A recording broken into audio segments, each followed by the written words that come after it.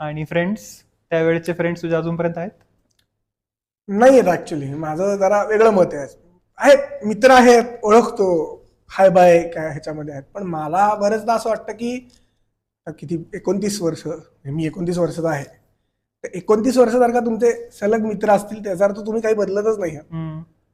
तुम्ही जर 4-5 वर्षांनी असं नाही म्हणत की डिलीट केलं पाहिजे लोकांना आयुष्यातनं, पण जर का तुमचे खूप जवळचे मित्र हे जर का खूप जुने असतील तर म्हणजे याचा अर्थ काहीतरी चुकतंय. तुम्ही एकमेकांना हो हो म्हणत बसलायत खूप. किंवा अगेन मी भेटतो मित्रांना माझ्या, आपण चहा पाणी कट्ट्यावर भेटतो, वर्षात एकदा खायला भेटतो, 15 ऑगस्ट 26 जानेवारी शाळेत भेटतो, ते भेटतो, तो काही प्रॉब्लेम नाहीये.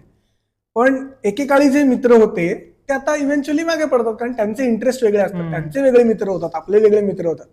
तर मला ऍक्च्युली असं वाटतं की जर का खूप वेळ तुमचा एकच मित्र असेल याचा अर्थ एक तर तुम्ही नाही बदलत आहे किंवा तो नाही बदलत आहे, कोणीतरी बदलत नाहीये, म्हणून तुमचे आवडीनिवडी, चॉईसेस सगळे सेम सिमिलर.